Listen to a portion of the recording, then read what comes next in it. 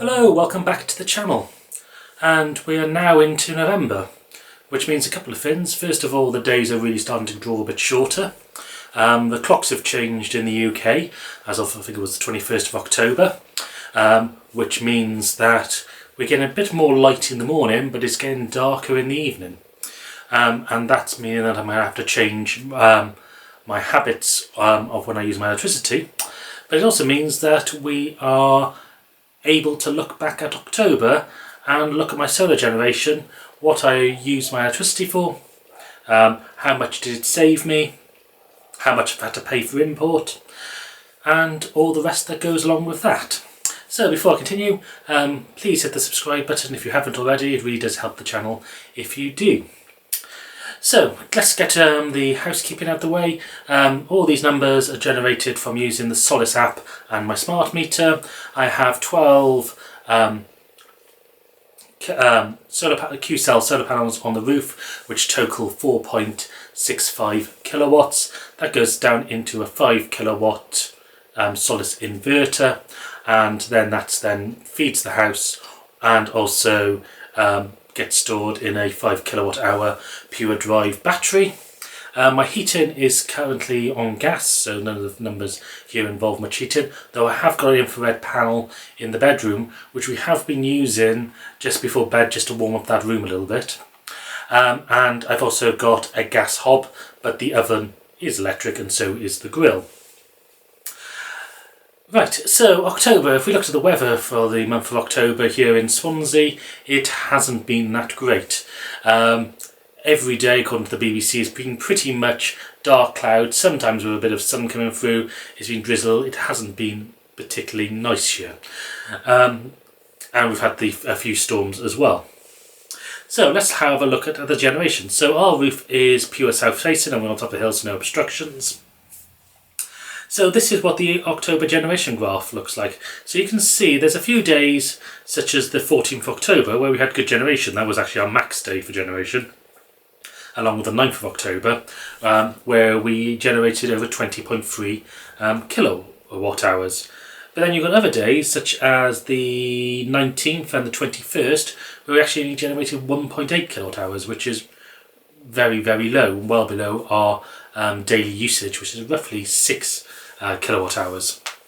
So yes, our generation some of the days have been quite generated, and there's been a few days where we've had low generation, which meant that we've actually had quite a few days where we've had to import a fairly significant amount of electricity. So let's say we know the max, we know the minimum. The actual total generation for October was 294 kilowatt hours. Right, so let's see how that energy was used. So up comes the second graph. So in this graph, the blue is the export. So this is energy that we generated, we didn't use, we couldn't store, so we exported back to the grid. The green is the self-use, so this is energy we use in real time, so this is energy generated off the roof and it goes straight into an appliance. The yellow is the battery storage, so this is where we've generated from our roof, we've stored the energy in the battery and then we've discharged it during the day as needed. And the red, as you see, is import. So if you follow some of my other videos, you can see there's a lot more red on this graph, and you can also see that on days like the 11th, the 18th, the 21st, there is a lot of import from the grid, which is something we haven't seen for quite a number of months. But there are a few days where we've had quite a lot of export as well. So the question is, how does this convert into money? So I get more background about what I pay at the moment. So I'm on British Gas for my electricity import. I'm on a tariff that I fixed back over 2 years ago now, and it's fixed until March next year, and I pay just over 19p per kilowatt hour. And I have a standing charge of about 23p, hence why I haven't changed it, and I don't want to move on to something like Octopus. My export is with So Energy, and that's only paying 5p per kilowatt hour, so I am looking to change that. I'll probably move it on to British Gas in December, because they're paying currently 15p per kilowatt hour for export. The figures I'm about to show you don't include any of the stand-in charge, or the money savings are just from the pure import rates. Right, so this first graph I'm just going to flash up. This shows the energy usage for the month. So this month I used just over 180 kilowatt hours.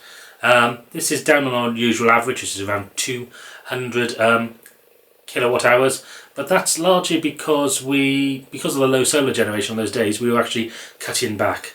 There is also another thing I should point out. There was 2 days where my Solus app didn't record properly, so I know how much we generated from those days, and I know what my total export has been since I had the solar panels, so I've made up the numbers from that, but it's not going to be as accurate as usual.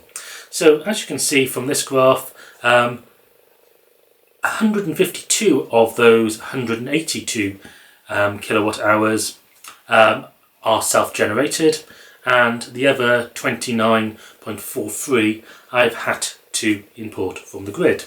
So we can look at that now in terms of money. The money I saved, so this is money I would have paid to British Gas if I didn't have the solar panels, would have been about nearly £36. But I only had to pay for that 30 kilowatt hours ish of input, which came to £6.03, which means I saved £27.83 in October. So this is lower than previous months, as you can see from the graphs, where normally I'm over above 30p. So we haven't seen this sort of a value in the 20s since January.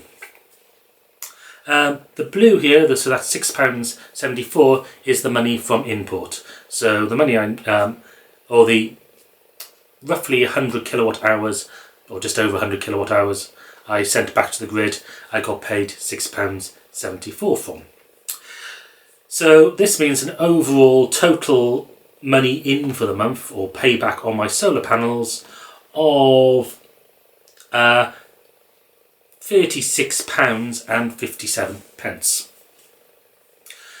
Some other figures we can pull out from this is that means I was 16.82% reliant on the grid, or roughly 83% self-sufficient.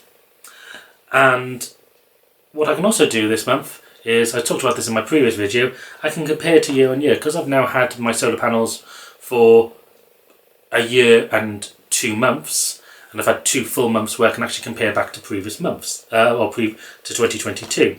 So this first graph looks at my year generation. So the blue bars are 2022, the orange bars are 2023. So as you can see, in October we had quite a bit less generation than we did in October last year. It actually works out about just over 50 kilowatt hours less. But in September we did have slightly more generation. We have to ignore August because it was only the last week in August 2022 I had the solar panels, hence the big discrepancy there. But it'll be interesting to see what happens in November. Today was actually a very sunny day here in Wales, so yes, it'll be interesting to see where that generation goes. But generation doesn't really mean very much if you have to export lots of stuff back to the grid. So this is more of what happens of my total savings. So this is the money graph. So this is, again, comparing 2022 in blue to 2023 in the sort of orangey brown. And what these bars show is the sum of the money from export and the money I would have saved by having the solar panels. So you can see in October we are actually significantly down on last year. So in October this year, as I say, we had a total money in of £36.57. That compared to £43.64 last year. And if you also look at this graph, you can see that September was also slightly lower as well. So it's interesting now to be able to compare year on year. and also to see if there's going to be change in long term. I mean, sort of 10 years. I do plan to keep doing this for 10 years. To see what happens over time, see how our weather patterns change, and see if things average out. So, things that I'm looking at over the next month is I'm going to be looking at changing to my SEG tariff to British Gas. British Gas are also doing some sort of special deal on heat pumps. So I don't know if a heat pump is perfect for this house. We don't have a water tank already. We have a combi boiler. I'm not sure what the insulation is in this house. But we do eventually want to move off the gas. So they have got a thing where they'll come around and do the assessment. So I'm thinking of doing that over the next couple of months, just to see if a heat pump is worth it for a house. So I might be making some more videos on that. Anyway, thank you for watching. As I say, if you haven't hit the subscribe button, please do. Please comment. I'm always interested to find out what your views are and how much you've saved and how your solar panels have been working throughout the previous month. And I'll see you in another video very soon.